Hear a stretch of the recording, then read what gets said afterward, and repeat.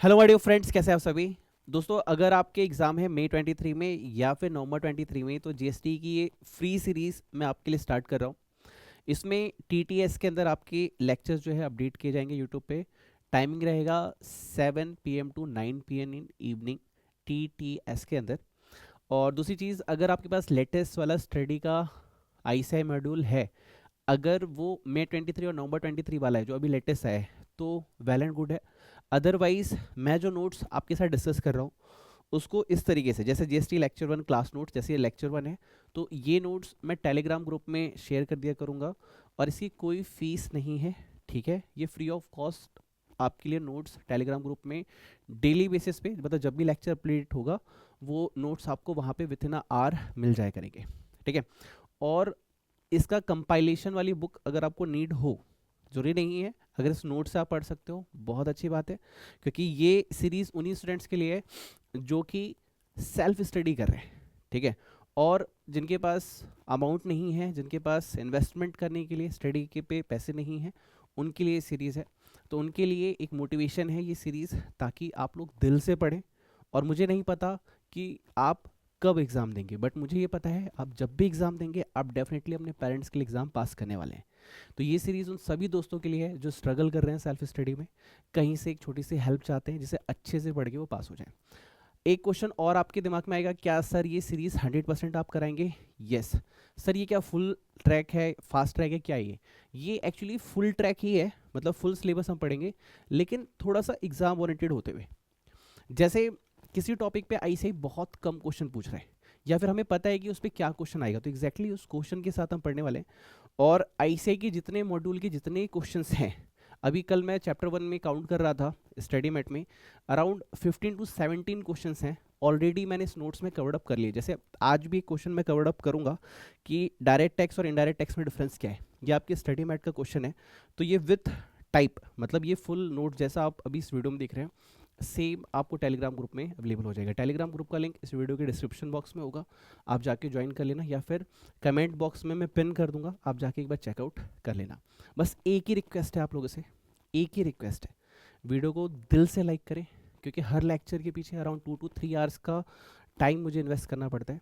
मैं इसके बदले में, मुझे फीस नहीं चाहिए, लेकिन आपकी दुआएं चाहिए। ये दुआएं, एक लाइक ज़रूर प्रेस करें ताकि मुझे आपकी दुआएं मिल सके। और कमेंट में जाके, अगर आप सेल्फ स्टडी कर रहे हैं और मई 23 और नवंबर 23 में 100% पास होना चाहते हैं, तो दिल से एक बार जाके लिखिए, God bless you. God bless you वो दुआएं होती है जिससे हम आगे प्रोग्रेस कर पाते हैं। कई बार पैसों से चीज़ें खरीदी नहीं जा सकती, लेकिन दुआओं से वो चीज़ें हासिल हो जाती है।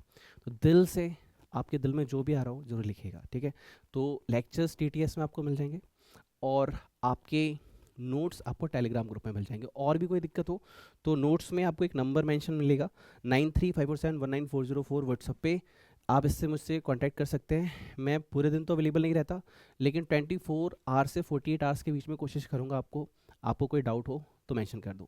और जिस लेक्चर से रिलेटेड आपके माइंड में कोई डाउट हो, तो आप उस लेक्चर के कमेंट बॉक्स में जाके अपना डाउट जो है मेंशन कर दीजिएगा। मैं कोशिश करूँगा कि कमेंट में आपको आंसर कर दूँ, और अगर पॉसिबल नहीं होगा तो मैं लिख दूंगा कि कॉलर आप नंबर पे डायल कर लेना, इतने बजे आप उस समय कॉल कर लेना, या फिर व्हाट्सएप पे मैसेज कर देना अपना डाउट। अगर मैं सॉल्व नहीं कर पा रहा तो व्हाट्सएप पे, तो मैं आपको व्हाट्सएप पे क्लियर कर दूंगा, अगर मैं कमेंट बॉक्स में नहीं सॉल्व कर पाया तो। ठीक है, तो ये फर्स्ट लेक्चर है, इसलिए मुझे ये सारी बातें बतानी पड़ रही है।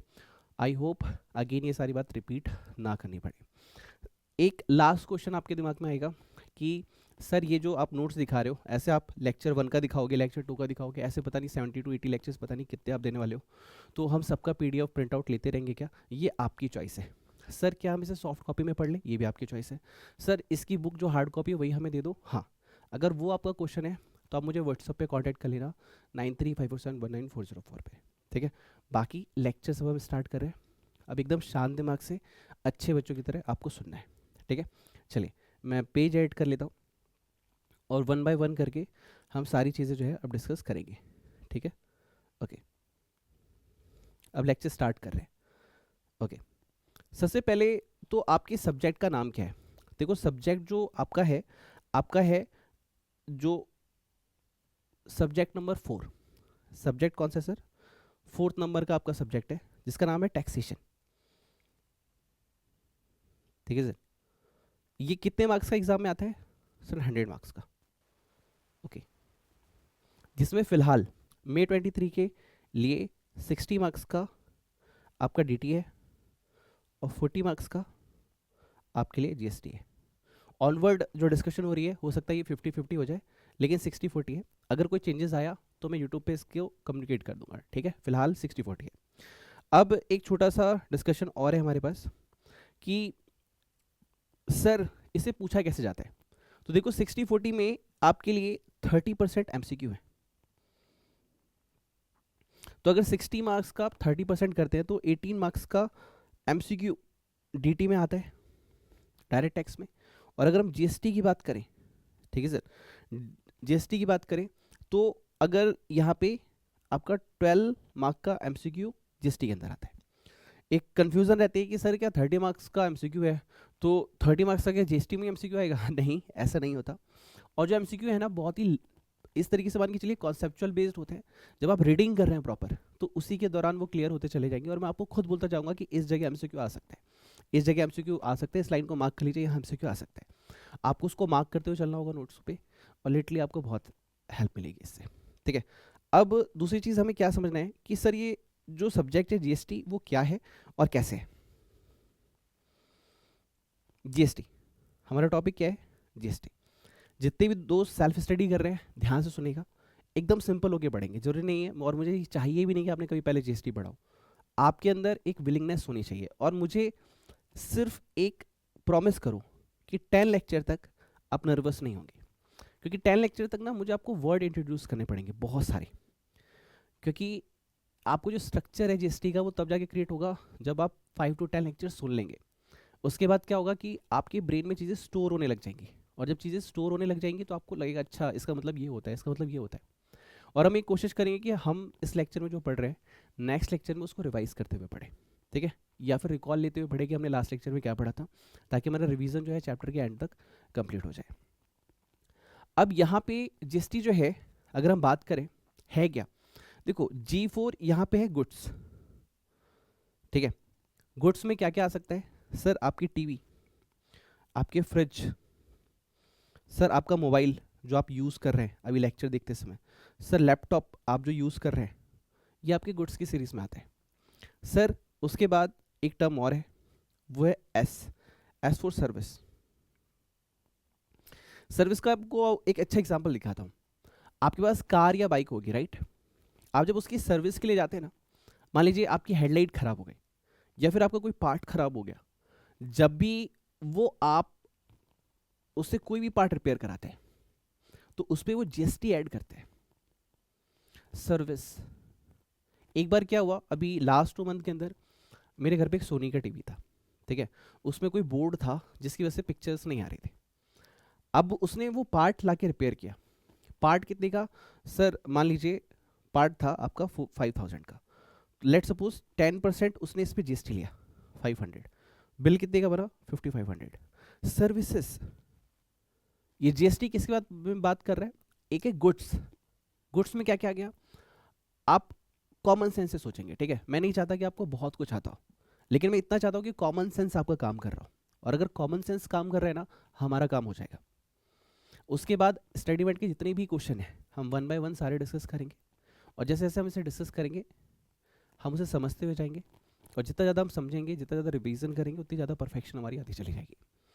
तो जी फॉर गुड्स, गुड्स में क्या क्या गया? टीवी हो गया, फ्रिज हो गया, मोबाइल हो गया, लैपटॉप हो गया। और क्या होता है सर गुड्स के अंदर? गुड्स के अंदर वो सभी चीज़ें आप एज अ गुड्स देख रहे हैं। जैसे एग्जाम्पल, आप क्या क्या डे टू डे यूज़ करते हैं? सर मूवी देखने गए, ओके, उस पर भी देखना जीएसटी लगा होगा। एंटरटेनमेंट टैक्स, हाँ, इनडायरेक्ट टैक्स लगा होगा उसके ऊपर, कुछ ऐसे ही नाम लिखा होगा उस पर। ओके सर, आपने कभी मूवी थिएटर में, आईमैक्स में कभी आपने पॉपकॉर्न लिया गया, उसका बिल देखना एक बार, क्या उस पर जीएसटी लगा होता है? हर एंगल में देखो जीएसटी है या नहीं है। अभी आपको सोचना है। एक तरीका है कि मैंने पढ़ाया आपने पढ़ लिया, एक होता है 2 वे इंटरेक्शन, जिसमें मैं भी बोल रहा हूँ आप भी बोल रहे हैं, मैं सिखा रहा हूँ आप सीख रहे हैं, और साथ के साथ आप अपना ब्रेन यूज कर रहे हैं। एक तरीका है मैं आपको पढ़ा दूं, ये होता है, ये होता है, ये होता है, और एक है मैं आपको सिखा दूं। अगर मैंने आपको सिखा दिया ना, आप भूलेंगे नहीं, आप थॉट क्रिएट कर पाएंगे कि ये किस तरीके से हो रहा है, और जब आपको ये चीज़ समझ में आने लग जाएगी तो आप खुद से इंटरप्रेट कर पाएंगे, खुद से उसका मतलब निकाल पाएंगे। रटना नहीं है, just try to understand all things and terms in a easy way. एक दो बच्चे और गलती क्या करते हैं, डायरेक्ट 11th नंबर लेक्चर देखते हैं और बोलते हैं सर वो पहला वाला मैंने पढ़ा था कहीं पे। ये तरीका नहीं होगा, स्टार्ट से लेके एंड तक आपको कंटिन्यू रहना है, ईमानदारी से पढ़ना है। आई प्रॉमिस यू कुछ भी रटना नहीं पड़ेगा, हर एक चीज़ आपकी ब्रेन में ऑटोमेटिक फिक्स होती जाएगी। और एक चीज़ और, हर एक चीज़ का मतलब आप खुद से निकालते चले जाएंगे। कई बार क्या होता है, मैंने बच्चों को देखा है क्वेश्चन पेपर पढ़ते ओ माय गॉड ये क्या आ गया, क्यों होता है, क्योंकि आप नर्वस हो गए। दूसरी चीज़, आप पढ़ के गए थे लेकिन समझ के नहीं गए थे। मैं अपने मोटिवेशनल लेक्चर्स में एक चीज़ ऑलवेज एक्सप्लेन करता हूँ कि सर ध्यान सुनेगा, पढ़ना अलग चीज़ होती है, समझना अलग चीज़ होती है। पढ़ने में आपने रीडिंग की बट ब्रेन यूज़ नहीं किया, लेकिन लर्निंग में अच्छा ये हो रहा है, अच्छा ऐसे हो रहा है, इसलिए हो रहा है।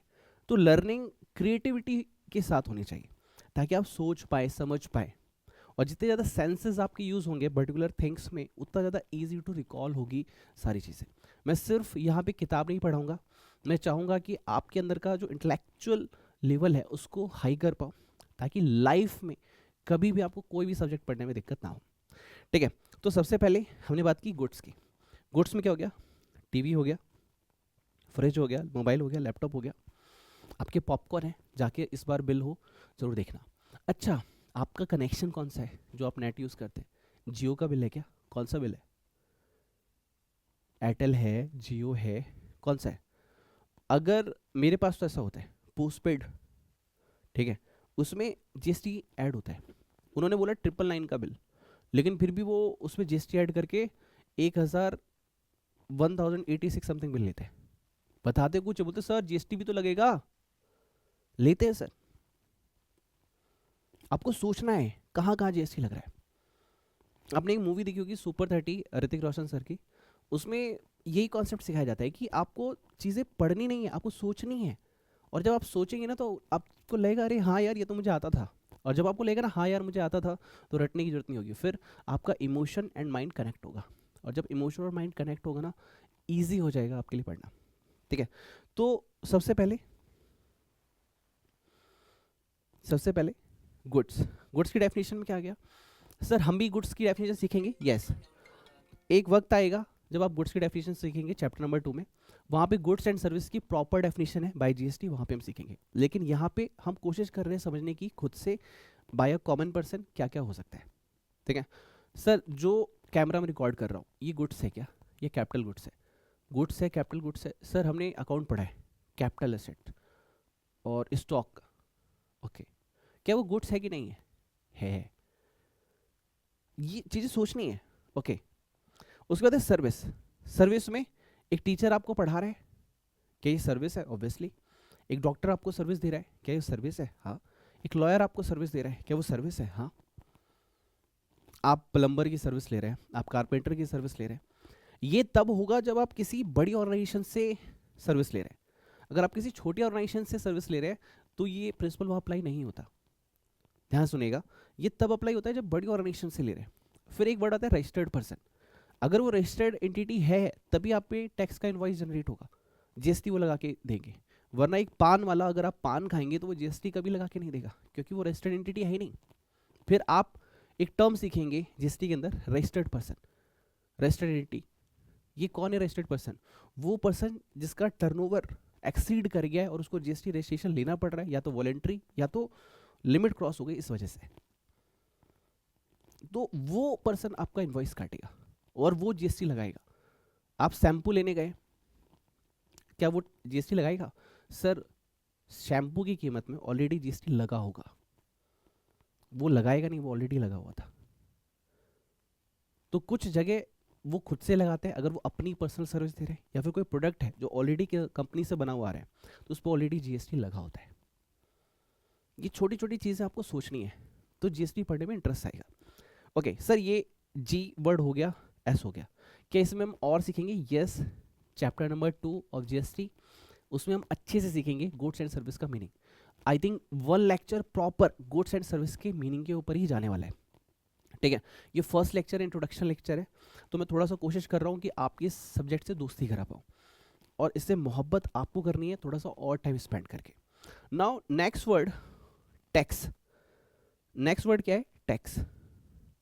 ये एक मुद्दे वाला क्वेश्चन है, सर टैक्स क्या है? हाँ, ये मुझे कोशिश करनी है आपको समझाने की, क्योंकि बहुत सारे लोग के लिए टैक्स वर्ड नया होगा। इसको ऐसे समझते हैं, देखो क्या होता था, मैं आपको एग्जांपल देता हूँ, एग्जांपल दे रहा हूँ। मान लीजिए आपके पापा हैं, उनकी salary let suppose 50,000 rupees per month है। पूरे महीने ईमानदारी से वो ऑफिस जाते हैं, आते जाते आते, सैलरी वाले दिन उन्हें सैलरी मिली, एग्जाम्पल लेते हैं, जस्ट एग्जाम्पल। हाँ, अब वो सैलरी लेके अपने पर्स में जेब में रख के घर ला रहे हैं। घर लाते लाते पीछे एक चोर आ गया, सर पे पिस्तौल रख दी, ओए चल पैसे निकाल। आपके पापा डर गए, उन्होंने पैसे दे दिए उसे। और सबसे पहला काम वो क्या करेंगे? सबसे पहले वो 100 नंबर पे डायल करेंगे और कहेंगे सर चोरी हो गई। किस चीज़ की चोरी हो गई जी? सर एक चोर आया, मेरे पैसे लेके गया। अब ये जो पुलिस वाले हैं वो आपकी हेल्प क्यों करें? और ये होते कौन है पुलिस वाले? और इनकी सैलरी कहाँ से आती है? मैं आपको क्वेश्चन दे रहा हूँ, आंसर आप देंगे, और मैं ऐसे ऐसे क्वेश्चन आपके सामने रखूंगा, आपके दिमाग में लॉजिक्स आएंगे, ओहो इसलिए ये चीज़ें होती है। सेकंड क्वेश्चन, लेट सपोज चोरी रास्ते में नहीं हुई, रात को आप सो रहे थे, अचानक से आपको नीचे गेट खटखटाने की आवाज आई, खट खट खट खट खट। आपको लगा कौन है? आपने झांक के देखा तो कुछ 4-5 लोग काले कलर का नकाब पहन के, मास्क पहन के बाहर खड़े हैं। आप क्या करेंगे? सबसे पहला नंबर 100 नंबर डायल करेंगे। क्यों? कौन है ये लोग? 100 नंबर वाले। और ये क्यों हेल्प करेंगे आपकी? इनकी सैलरी कहाँ से आती है? इनका घर परिवार कहाँ से चलता है? ओके, आप एक बहुत ही सेंसिटिव टॉपिक इंडिया पाकिस्तान के बारे में जब भी सुनते हैं बड़ा इमोशनल हो जाते हैं, या फिर अभी कोरोना के टाइम में आप चाइना और इंडिया को लेके थोड़ा सा इमोशनल हो गए थे। अगर मान लो बॉर्डर है, वहाँ पे कुछ लोग टेररिस्ट आ गए, I don't know who is terrorist, but I am using the word terrorist. आप घर में आराम से सो रहे हो, किस लिए सो रहे हो? क्योंकि वहाँ बॉर्डर पे आर्मी है, कुछ लोग हैं जो अपना परिवार छोड़ के हमारे लिए वहाँ पे खड़े हैं, और वो लोग हमें प्रोटेक्ट करना चाहते हैं। कहाँ से आती है उन लोग की सैलरी? उनका परिवार कैसे चलेगा? जस्ट थिंक, कौन पे कर रहा है जी? गवर्नमेंट पे कर रही है। ओके, अचानक से आपकी मम्मी खाना बना रही थी, जस्ट टेकिंग एग्जाम्पल, ठीक है, उनका गलती से चाकू से हाथ कट गया, क्या करोगे आप? तुरंत डॉक्टर के पास जाओगे, may be private but may be government hospital. हमारे दिल्ली में एक बहुत बड़ा हॉस्पिटल है एम्स, अगर आपने नाम सुना होगा। बहुत दूर दूर से एक टोनू बूथरा स्टूडेंट्स है, पंकज बूथरा नाम है उसका, और नेपाल से अपने दादाजी को लेके आया हुआ था इलाज करवाने। बहुत दूर दूर से आते हैं एम्स में इलाज करवाने। ये हॉस्पिटल जो है, इसका खर्चा कहाँ से चलता है? उन डॉक्टरों की फीस कहाँ से आती है? गवर्नमेंट पे करती है। ओके, अच्छा, आपने एक बहुत ही अच्छा डायलॉग सुना होगा, आज मेरे पास बंगला है, मोटर है, कार है, तेरे पास क्या है? हाँ, अब आपने एक डायलॉग और सुना होगा, रहने को घर नहीं, खाने को खाना नहीं, छत नहीं। अब एक चीज़, आप हमेशा गवर्नमेंट को ब्लेम करते हैं हम लोग, जो भी सरकार चलती है। हमें अच्छी सड़कें चाहिए, लाइट 24 आवर्स आनी चाहिए, पानी की सप्लाई 24 आवर्स आनी चाहिए, जो गैस की सप्लाई है वो 24 आवर्स आनी चाहिए। ओके फाइन, आनी चाहिए, आई एक्सेप्ट, आनी चाहिए, मैं मना नहीं कर रहा, आनी चाहिए, ठीक। लेकिन उसके लिए पैसा कहाँ से आएगा? कौन पे करता है? गवर्नमेंट। रोड आप बना सकते हैं क्या? नहीं बना सकते। डैम ब्रिजेस आप बना सकते हैं क्या? नहीं बना सकते। मेट्रो की सर्विस चाहिए, आप बना सकते हैं क्या? नहीं। चाहिए सबको? यस चाहिए। पैसा कौन देता है? गवर्नमेंट। लगाते हैं कौन? इन्वेस्टमेंट करता है? गवर्नमेंट। अब गवर्नमेंट के पास ये पैसा कहाँ से आए मेरे भाई? गवर्नमेंट को भी तो पैसा चाहिए, हर खर्चे गवर्नमेंट करेगा, देखेगा कौन? पुलिस कौन दे रहा है? आर्मी कौन दे रहा है? गवर्नमेंट। हॉस्पिटल्स कौन दे रहा है? गवर्नमेंट। ठीक है, अच्छा, स्कूल के ऊपर तो बात ही नहीं हुई। Mostly 90% of the Indian population, as per my calculation, ठीक है, मुझे नहीं पता न्यूज़ में क्या है, मैं बोल रहा हूँ 90%, चलो 60 to 70% ऑफ इंडियन पॉपुलेशन जो है वो गवर्नमेंट यूनिवर्सिटीज़ में पढ़ना चाहती हैं। ये एग्री करोगे जो वर्ड यूज़ किया, में पढ़ना चाहती हैं। वो गवर्नमेंट स्कूल्स में जाना चाहती है, और अच्छे स्कूल्स में तो कोटा सिस्टम होता है, या फिर आप ये बोलो कि 90% हुआ तो एडमिशन होगा वरना नहीं होगा, आपने सुना होगा। सीट मिल गई तो होगा वरना नहीं होगा, ठीक है, लिमिट्स होती है। उसके बाद लोग प्राइवेट में जाते हैं, वरना पॉसिबल हुआ तो गवर्नमेंट ही जाते हैं। अब ये गवर्नमेंट जो स्कूल चला रही है, जो कॉलेजेस चला रही है, इसका पैसा कहाँ से आएगा? चला कौन रही है? गवर्नमेंट। तो व्हाट इज टैक्स? आप इस तरीके से समझिए कि टैक्स गवर्नमेंट को हमारे पब्लिक के, हमारे इंडिया के इंफ्रास्ट्रक्चर को क्रिएट करने के लिए, उसकी जो डिसिप्लिन्स चलाने वाली जो बॉडी है, आर्मी है, ठीक है, पुलिस है, जो इंफ्रास्ट्रक्चर मेंटेन करना है, डैम, ब्रिजेस, रोड्स, जो स्कूल्स एंड हॉस्पिटल्स मेंटेन करने हैं, स्कूल्स एजुकेशन के लिए, hospitals to care the health, ठीक है, तो इन सब खर्चे के लिए गवर्नमेंट को चाहिए पैसा। तो गवर्नमेंट उसके लेती है टैक्स। क्यों लेती है? टैक्स लेती है। क्यों लेती है? अगर मान लीजिए आपके पापा के पैसे, लेट सपोज एग्जांपल लिया, चोर चुरा के ले गए, घर पे चोर कोई करने आ रहा है, एग्जांपल लेते हैं, आपका पड़ोसी बाहर नहीं आएगा, लेकिन 100 नंबर पर डायल करोगे तो बेशक आधा घंटा 1 घंटे बाद ही पुलिस आएगी, लेकिन आएगी। कोई तो है जो आपका कॉल उठा के बोलता है जी हाँ जी हम आ रहे हैं। फिल्मों में दिखाते हैं बहुत लेट आ रहे हैं, फिल्मों में दिखाते हैं कि पुलिस तो कभी टाइम से नहीं आई, फिल्मी बातें नहीं। एक बात मैं आपसे पूछ रहा हूँ, एक है तो सही, जब भी आपके आस पड़ोस में लड़ाई होती है क्या वर्ड होता है? पुलिस को बुला लेंगे, यही वर्ड यूज होता है, यही होता है ना, पुलिस को बुला लेंगे। ज़्यादा मत बोल, पुलिस को बुला लूँ क्या? ये पुलिस तुम्हारी नौकर नहीं है। कहा तो जाता है कि सरकारी नौकर है, बट तुम्हारी नौकर नहीं है, सॉरी टू मेंशन दिस। लेकिन इनका खर्चा कहाँ से आता है मेरे भाई? This is word tax. Tax क्या बोलता है? टैक्स बोलता है कि भैया, गवर्नमेंट कह रही है भैया ये जो खर्चे हो रहे हैं वो आप लोगों के लिए ही है, लेकिन इसको डिसिप्लिन में चलाए रखने के लिए, रेगुलर फॉर्म में चलाए रखने के लिए हमें भी पैसे चाहिए। तो एक अमाउंट जो हम पब्लिक से ले रहे हैं, इसलिए चला रहे हैं ताकि हम ये सर्विसेज प्रोवाइड कर सके। This is called tax. अब देखो, मैं स्टडी मेट आपको रेफर करूंगा, अपना जो नोट्स है वो रेफर करूंगा। सर इस नोट्स के बाद हमें स्टडी मेट पढ़ना है क्या? ये आपकी पर्सनल विल है। अगर आपको लगता है पढ़ना चाहिए, यू कैन स्टडी, और आपको लगता है कि नहीं सर इनफ है, इट्स ओके। मैं ये कहूँगा आपके पास स्टडी टाइम क्या है। अगर आपके पास बहुत पढ़ने का टाइम मिल रहा है, आप ये लेक्चर कर लो, इसके बाद अभी आपको पढ़ने का पूरा दिन में टाइम है, स्टडी मेट जरूर पढ़ें। लेकिन ये करने के बाद आपके पास टाइम नहीं है, आप आर्टिकलशिप कर रहे हैं, आपको बहुत ग्रुप की तैयारी करनी है, और आपको 2 to 3 मंथ में सिलेबस तैयार करना है, पॉसिबल नहीं है स्टडी मेट पढ़ना, ये इनफ है। मैंने इसमें पूरा study mate line by line use किया है, लेकिन अगर आपको इंटरेस्टेड है you can go for study mate, okay. तो सबसे पहला है व्हाट इज टैक्स। जीएसटी में सबसे पहला कॉन्सेप्ट स्टडी मेट में यही यूज होता है, व्हाट इज टैक्स। तो टैक्स में क्या है सर? अ टैक्स में भी डिफाइंड, क्या कहा जा रहा है? स्टडी मेट बोल रहा है, ये मैं नहीं बोल रहा, स्टडी मेट बोल रहा है। मेरा काम जो बोलने का था मैं बोल चुका। अ टैक्स में भी डिफाइंड, कैसे डिफाइंड होता है? As a PECUNIARY, burden laid upon. अच्छा इस वर्ड को स्टार कर लेना, क्यों? क्योंकि ये वो टर्म्स है जिसके लिए मैंने आपसे कहा मुझे 10 लेक्चर्स चाहिए, क्योंकि आपको आते नहीं है, और आप लेमन वाली लैंग्वेज यूज करेंगे मार्क्स मिलेंगे नहीं। पेक्यूनरी ऐसे ही कुछ प्रोनाउंसिएशन होगा। हिंदी मीडियम वाले लोग हैं हम लोग ना, नहीं आता, और हिंदी मीडियम वाले लोग पहले पूछते हैं सर इंग्लिश में कैसे होगा। भाई करने से सब होगा, करना चाहते हो, पास होना है, कर जाओ। मार्क कर लेना इस वर्ड को, ये मुझे आपके वर्ड्स में यूज चाहिए। कल 10 बार इसको यूज करना, कमेंट में जाके ये वर्ड लिखो। मैं आप लोगों से रिक्वेस्ट करता हूँ, लिखो जाके, पास होना है ना, लिखो, ताकि ये वर्ड आपको याद हो मैंने क्यों यूज किया था। बर्डन लेड अपॉन इंडिविजुअल्स, ये लगाया जाता है बर्डन किस पे लगाया जाता है? इंडिविजुअल्स पे, प्रॉपर्टी ऑनर्स पे। प्रॉपर्टी ऑनर्स कौन? जैसे म्युनिसिपल टैक्स आपने सुना होगा ना, प्रॉपर्टी ऑनर। आपका घर है, साफ सफाई होती है, म्युनिसिपल टैक्सेस वाले आते हैं, अरे भैया कूड़े उठाने वाले आजकल आते हैं, स्वच्छ भारत अभियान, 20-30 रुपए ले जाते हैं आपसे, ले जाते हैं। टू सपोर्ट, क्यों?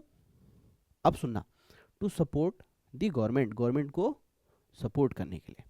अ payment expected by legislative authority, sorry, what is a payment exacted by legislative authority, मतलब ये पेमेंट है लेजिस्लेटिव अथॉरिटी के थ्रू। तो आप यहाँ पे क्या क्या सपोर्ट में क्या लिख सकते हो? जैसे पुलिस लोग को, हाँ, आर्मी लोग को, स्कूल, हाँ, हॉस्पिटल्स, रोड, ठीक है, ब्रिजेस, ये सारी चीजें लिखो। लिखने से क्या होगा, याद होगा आपको, ठीक।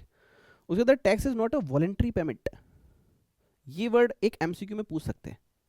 मैं आपसे एमसीक्यू रखता हूं, आप बोलते हैं ना सर एमसीक्यू पूछो ना, सिखाओ ना, मैं सिखा रहा हूं। टैक्स वॉलेंट्री है या मैंडेटरी है? मैंडेटरी है सर, वॉलेंट्री नहीं है। आपका मन किया आप दोगे ऐसा नहीं है, आपको देना ही पड़ेगा। तुमने मूवी देखी ना, टैक्स दो गवर्नमेंट को। मजे लेने गए थे ना, पैसे दो गवर्नमेंट को, गवर्नमेंट को ही मजे लेने हैं। समझो आप मेरी बात को। अगर आप पॉपकॉर्न खा रहे हो ना, तुमने तो पॉपकॉर्न खाया, गवर्नमेंट को क्या मिला? गवर्नमेंट को भी थोड़ा सा हिस्सा चाहिए, मजे ले रहे हो ना, तो समझो इस बात को। वॉलेंट्री नहीं है, कंपलसरी है, मैंडेटरी है। एमसीक्यू बोल सकता है मैंडेटरी है, ऑप्शनल है, क्या है, none of these, all of these ना, मैंडेटरी है, वॉलेंट्री नहीं है। डोनेशन है क्या? नॉट अ डोनेशन, ऐसा पढ़ना, नॉट अ वॉलेंट्री नहीं, नॉट अ डोनेशन। ये दया नहीं मांग रहे अल्लाह के नाम पे दे दे बाबा, गवर्नमेंट नहीं बोले अल्लाह के नाम पे दे दे बाबा रोड बनवानी, अल्लाह के नाम पे दे दे बाबा आर्मी वाले को पैसे देने, ऐसा नहीं है। ए चल पैसे निकाल, गवर्नमेंट ऐसे बोलती है हक से। सर ऐसा कैसे हुआ ना, तो इसके लिए हम कॉन्स्टिट्यूशन पढ़ेंगे। इसी चैप्टर 1 के अंदर कॉन्स्टिट्यूशन भी है, 1 बाय 1 पढ़ेंगे। कॉन्स्टिट्यूशन ऑफ इंडिया ने, कॉन्स्टिट्यूशन यानी संविधान, भारत के संविधान ने गवर्नमेंट को यह पावर दी है कि वो आपसे टैक्स कलेक्ट कर सकती है। इसके बारे में हम पढ़ेंगे within this chapter, okay.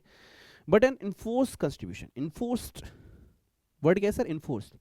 आप क्या बोलेंगे? जबरदस्ती, जबरदस्ती नहीं, इन्फोर्स। ये वर्ड मुझे चाहिए, क्यों चाहिए?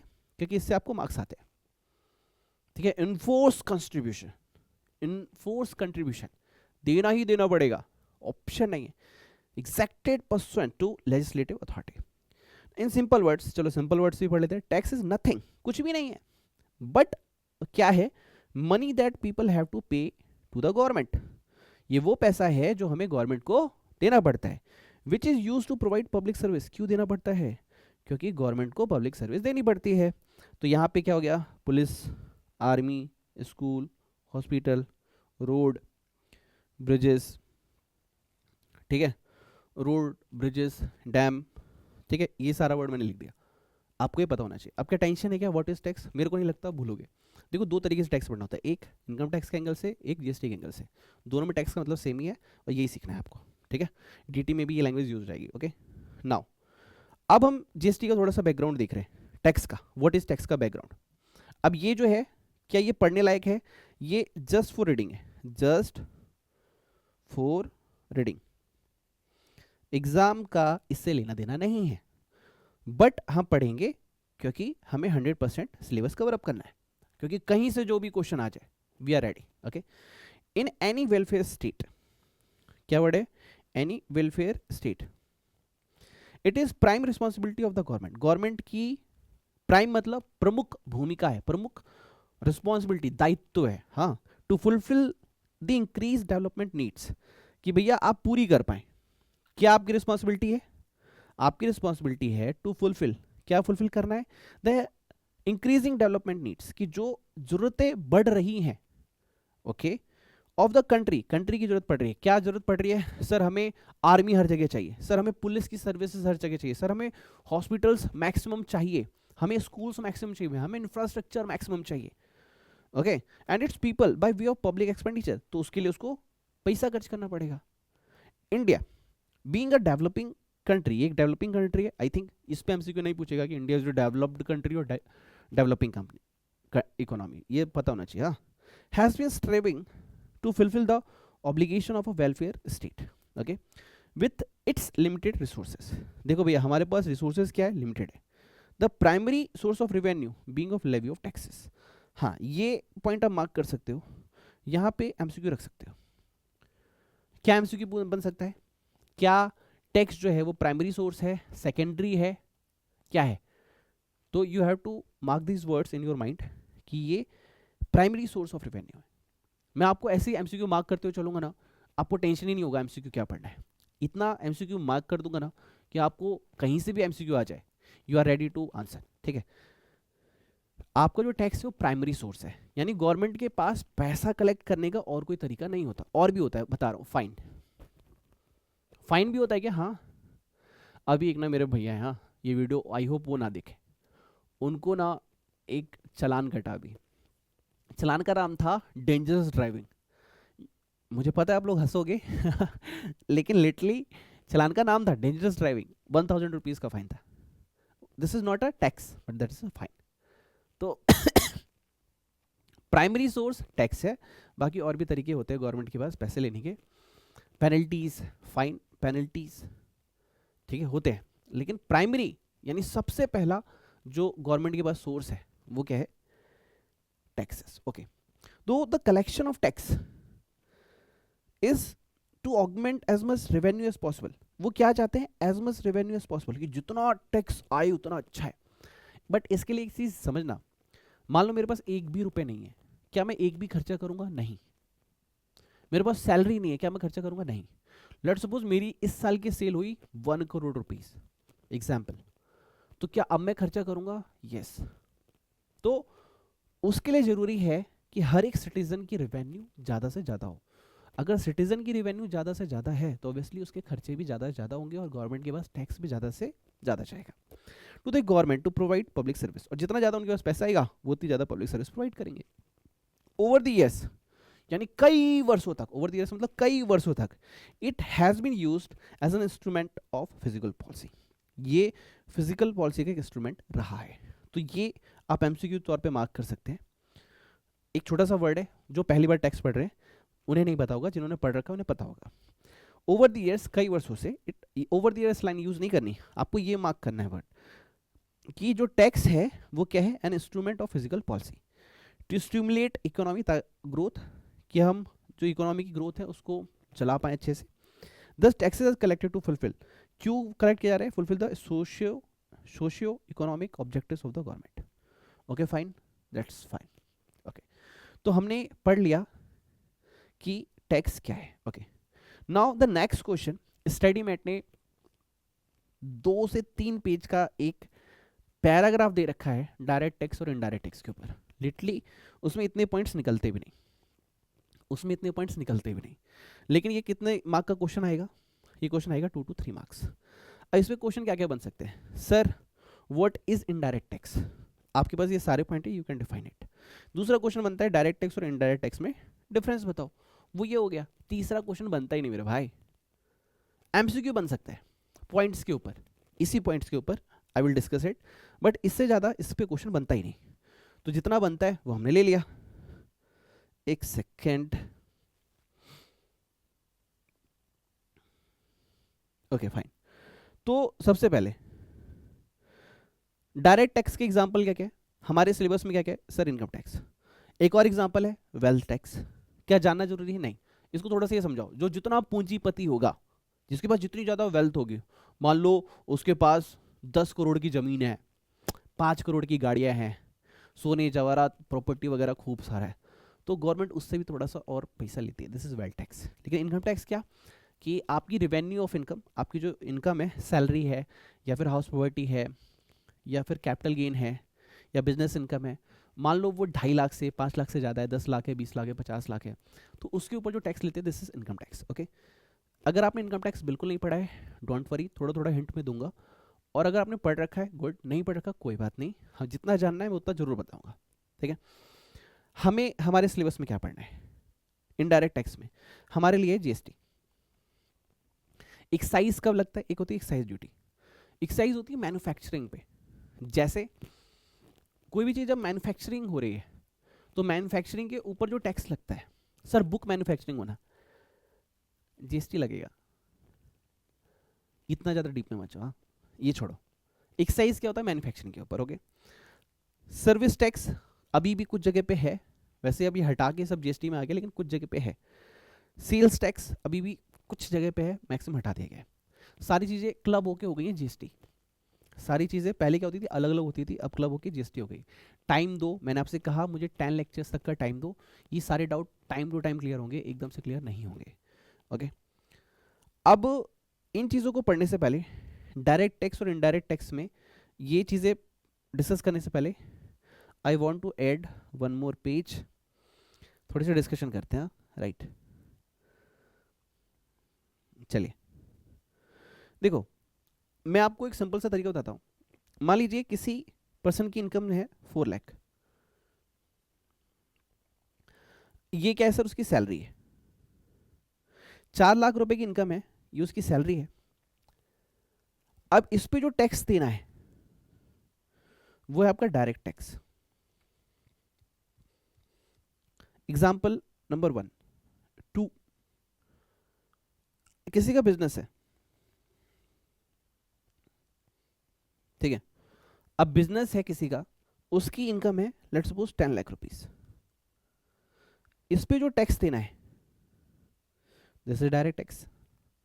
यानी आपने ओवर द ईयर, एक वर्ड सुनिएगा, ओवर द ईयर, ये चेंज भी होता है। एक क्वेश्चन आता है इनकम टैक्स के अंदर कि लेट्स सपोज 5 ऐसे केसेस होते हैं, 5 to 6, जिसमें ये कहा जाता है कि अगर एसएससी 3 महीने में बिजनेस बंद कर रहा है तो उसे 3 महीने का पीरियड देखा जाता है, 1 ईयर का नहीं देखा जाता। मैं तो डेप्थ में नहीं जा रहा, लेकिन वर्ड मैं ईयर ही यूज कर रहा हूँ, जनरली जो यूज होता है वो।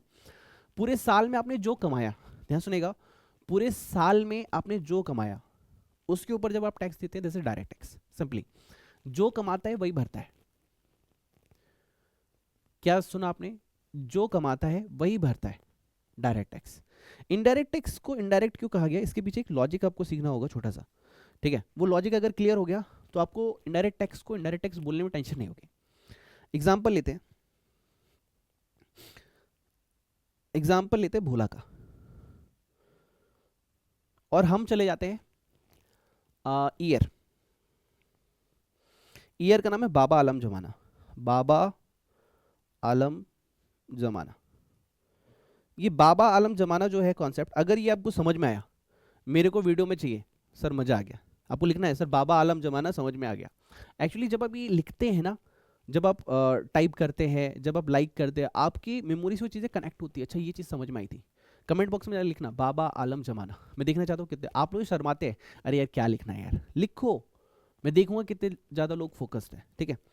इसमें क्या हुआ, भोला क्या करता है, भोला यानी बी, भोला अपने विलेज का नाम था रामपुर, रामपुर से एक जगह गया, उसका नाम था सुल्तानपुर, ठीक है। सुल्तानपुर वो 10 बैग्स लेके गया, कितने बैग्स लेके गया, 10 बैग्स। भोला रामपुर से सुल्तानपुर गया, और सुल्तानपुर कितने बैग्स लेके गया, 10 बैग्स। लेकिन यहां पे एक खलनायक बंदा था, ना ना ना ना ना ना ना ना ना ना। उसने बोला सुल्तानपुर वाले भैया ने, एक बात बताओ मियाँ, मैं तेरे को ये बिजनेस इधर काहे को करने दे। आई थिंक ये कौन सी लैंग्वेज हो गई, सॉरी भूल गया मैं, कानपुरी लैंग्वेज बोलते क्या बोलते हैं इसको, हैदराबादी, हैदराबादी। वो बोलता है कि मैं आपको ये बिजनेस अपने यहाँ क्यों करने दूं मियाँ, ठीक है। अच्छा मैं मेमेक्री जो करता हूँ कभी कभी अच्छा लगता नहीं लगता बताना मुझे, मैं चाहता हूँ कि लेक्चर थोड़ा फनी रहे, इंटरेस्टिंग रहे, बोर ना फील हो।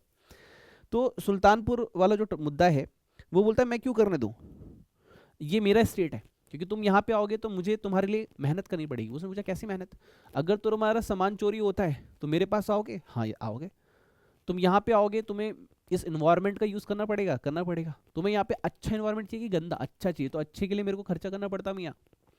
ये जो आकाश देख रहे हैं ना तुम, स्काई, इसके लिए मेरे को इसको रखना पड़ता, ऊपर से डस्टिंग नहीं आनी चाहिए ना तुम्हारे ऊपर, प्रॉपर लाइट्स आनी चाहिए, सब कुछ आना चाहिए, समझो इंफ्रास्ट्रक्चर, माहौल देना पड़ेगा उसको, ठीक है।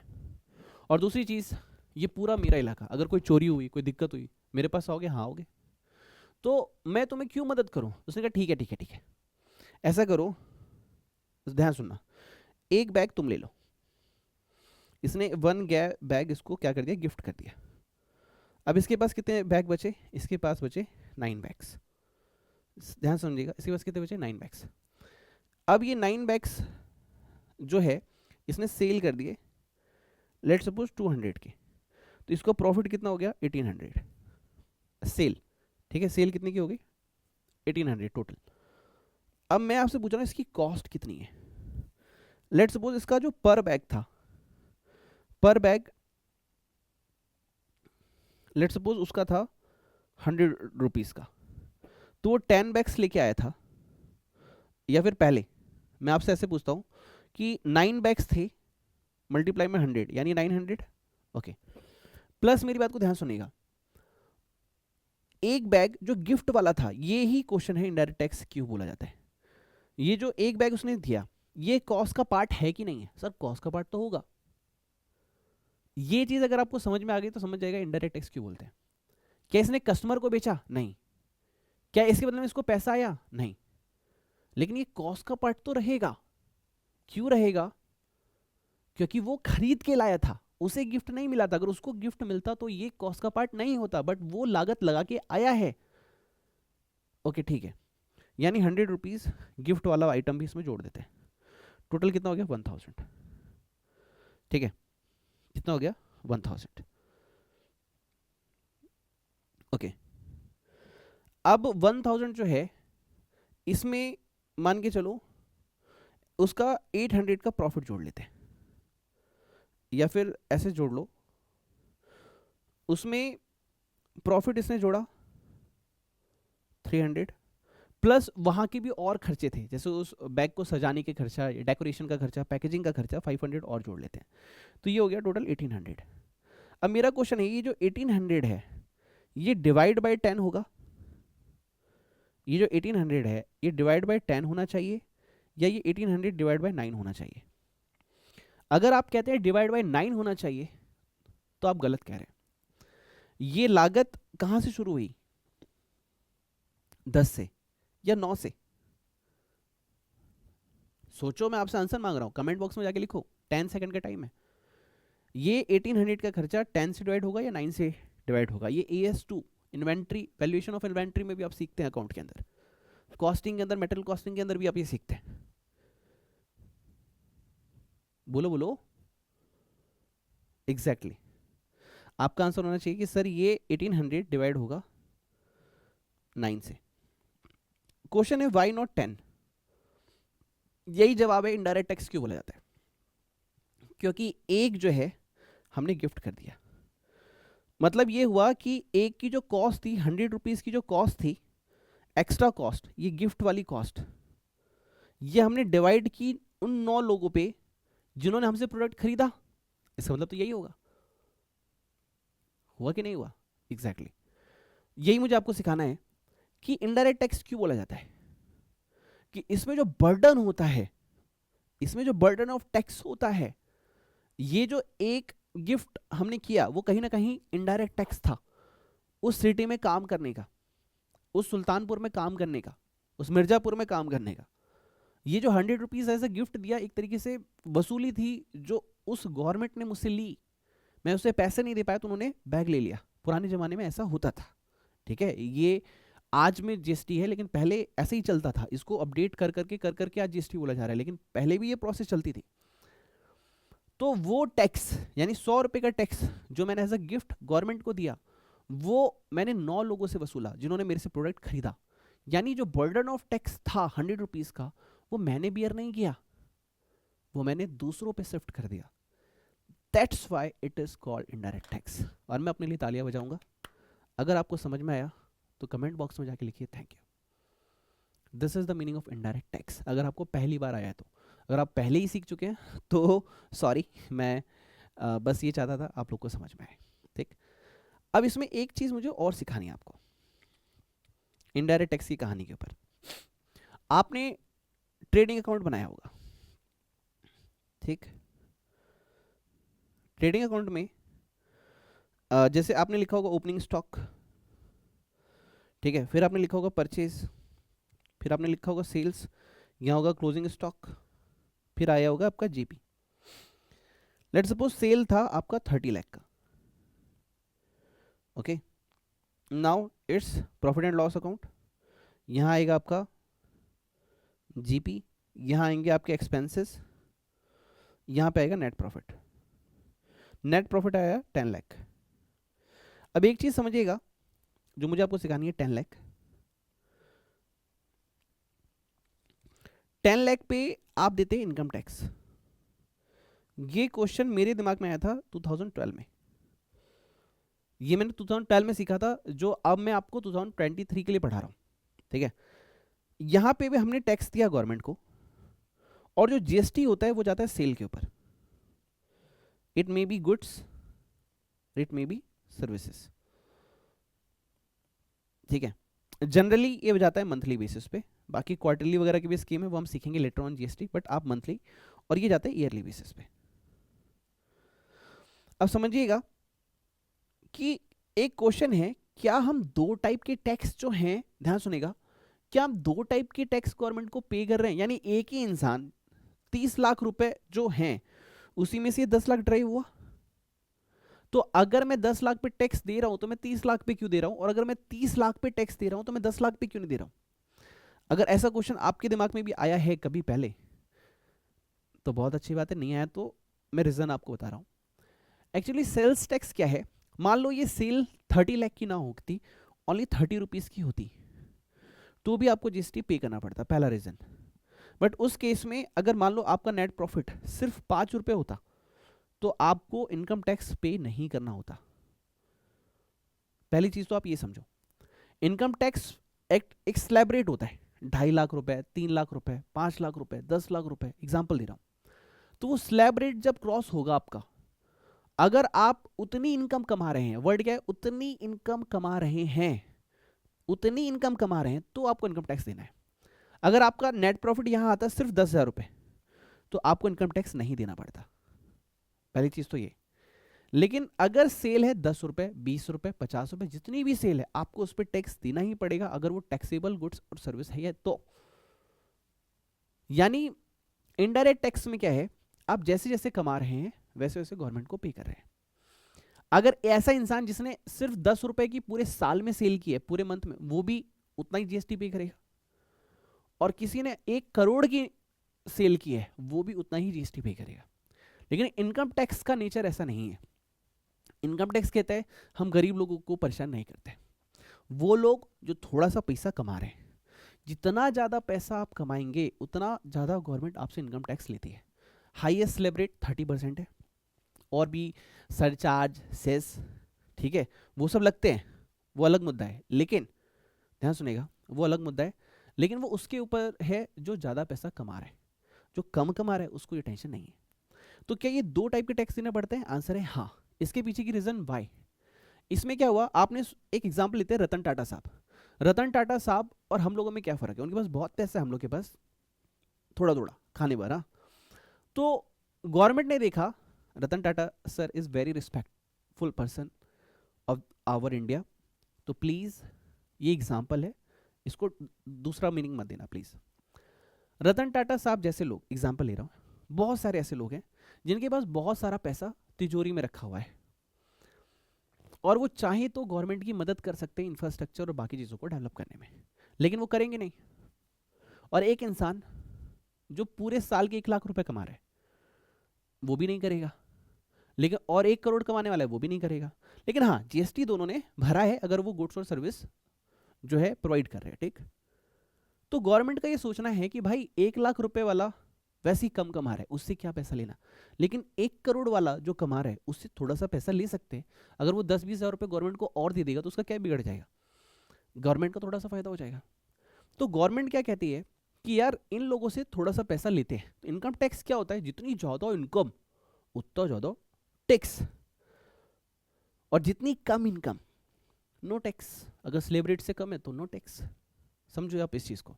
गवर्नमेंट क्या चाहती थी, अमीरों की जेब से थोड़ा पैसा निकाला जाए और यूज़ किया जाए फॉर द पब्लिक पर्पस, इसलिए उन्होंने इनकम टैक्स को इंट्रोड्यूस किया। ओके, ये दो चीज़ें आपको समझ में आनी चाहिए। अब जरा इसको पढ़ते हैं, देखते क्या क्या समझ में आया। जो समझ में आया वेरी गुड, नहीं समझ में आया we will try to understand. Okay, पहला, डायरेक्ट टैक्स किस चीज़ के ऊपर लगता है? डायरेक्ट टैक्स लगता है इनकम अर्न, जो आपने पैसा कमाया, ठीक। ये किस पे लगता है? प्रोडक्ट और सर्विस पे। क्या ये समझ में आया? आंसर है यस, समझ में आया। इसमें आप पैसा जो पूरे साल में कमा रहे हो उसके ऊपर लगता है, उस पर जो भी प्रोडक्ट या सर्विस आप दे रहे हो, एक ही यूनिट क्यों नहीं देना पड़ेगा टैक्स। Incidence of tax. अब कुछ लोग एक चीज और बोल सकते हैं, सर मान लो जीएसटी में भी तो स्लैब रेट है 20 लाख, 40 लाख, 50 लाख, एग्जाम्पल ले रहा हूँ। अरे भाई मान लो उसने वॉलंटरी रजिस्ट्रेशन ले रखा था, इनकम टैक्स में भी आपने वॉलंटरी ले रखा है, लेकिन इनकम टैक्स में वॉलंटरी लेने के बाद भी आप टैक्स नहीं भरोगे, क्यों? आप पे टैक्स की लायबिलिटी नहीं है अगर आप 10 रुपये कमा रहे हो। लेकिन जीएसटी में अगर आपने वॉलंटरी ले रखा है तो आप 100 रुपये का ही प्रोडक्ट अगर सेल क्यों ना करो, आपको जीएसटी पे करना पड़ेगा। तो काइंडली बहुत ज़्यादा अभी आर्गूमेंट करने की जरूरत नहीं है, अभी बेसिक लेवल पे सीख रहे हैं तो उस पर सीखो। I have answer for all of your questions, जितने भी क्वेश्चन सबका आंसर दे सकता हूँ, लेकिन इसी लेक्चर में नहीं, इंट्रोडक्शन लेक्चर। ओके, दूसरा incidence of tax indirectly by person, जो कमा रहे हैं वही, और शिफ्टेड टू अदर। इसमें क्या, सुल्तानपुर वाला एग्जाम्पल आप याद रखेंगे, सुल्तानपुर 1 बैग, तो हमने क्या किया था, 9 बैग पे हमने 1800 की कॉस्ट को शिफ्ट कर दिया था। होना कितने पे चाहिए था, 10 पे, नहीं हुआ, क्यों, क्योंकि 9 पे जिन लोगों ने खरीदा उस पे हमने वो जो टैक्स था 1 बैग वाला 100 रुपीज़ का वो शिफ्ट कर दिया था।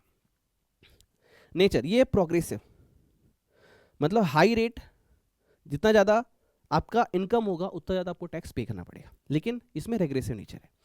All the consumer equally bear the burden, जितना आप बेचोगे गुड्स या सर्विस उतना ही टैक्स भरना है, नहीं बेचोगे कोई दिक्कत वाली बात नहीं।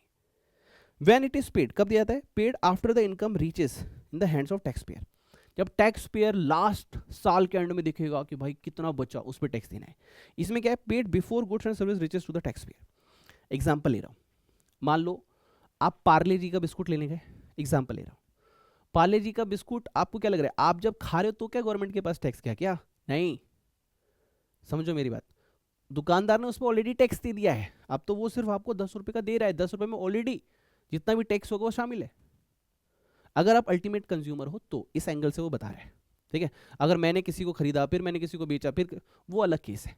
यहाँ B2C कंज्यूमर की बात हो रही है, यानी अगर आप कुछ भी, लेट्स सपोज मैंने कोई फ़ोन लिया, अगर ये फ़ोन मैं लेके आया तो इस पर ऑलरेडी गवर्नमेंट को टैक्स जा चुका भाई, तुमको क्या लग रहा है, समझो इस चीज़ को, ऑलरेडी गवर्नमेंट को टैक्स चला गया होता है तो कस्टमर उसको यूज़ कर रहा होता है, वरना बिना गवर्नमेंट को टैक्स गए गवर्नमेंट उस चीज़ को मार्केट में आने ही नहीं देती, ठीक है। अगर मान लो आपको GST का ये लेक्चर आप देख रहे हो, मेरा एक पेड लेक्चर भी है, जो पेड वाले स्टूडेंट है उन्होंने बाय किया होगा, ठीक।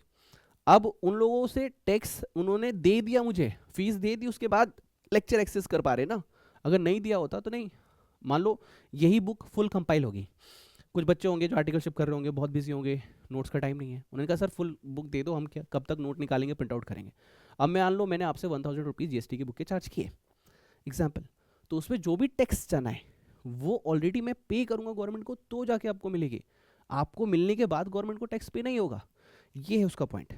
Collection, tax collection is difficult and it is on yearly basis. क्यों डिफिकल्ट है, पूरे साल में हिसाब किताब होगा, उसके बाद गवर्नमेंट को पैसे जाते हैं, और इस केस में क्या है, ईजियर है, क्यों, time of sale, purchase of goods, rendering of service, जैसे आपने गुड्स दिया GST चार्ज कर लो, सर्विस दी GST चार्ज कर लो, सिंपल।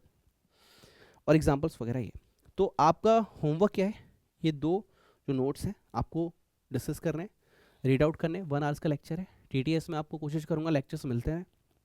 एक रिक्वेस्ट और है, इस वीडियो को और इस प्लेलिस्ट को, इसकी प्लेलिस्ट भी मैं बना दूंगा, आपको प्लेलिस्ट वाले सेक्शन में दिख जाएगी GST प्लेलिस्ट, ठीक है, फॉर May 23, ठीक है। इसको मैक्सिमम दोस्तों में शेयर कीजिए, और उन दोस्तों से ज़रूर शेयर कीजिएगा, एक इमोशन के लिए यार, कई बार मेहनत काम नहीं आती, दुआएं काम आती है, उस इमोशन के लिए जो सेल्फ स्टडी कर रहे हैं, वो स्टूडेंट जो खुद से पढ़ के पास होना चाहता है। और इस 1 घंटे के लेक्चर में सिर्फ 1 घंटा नहीं लगा सर, इसकी R&D में 2 घंटे लगते हैं, उसके बाद इसको एडिट करना, फिर अपलोड करना, बहुत मेहनत लगती है इस चीज़ में। दुआओं में शामिल रखिएगा। Wish all the best, God bless you, take care and bye bye.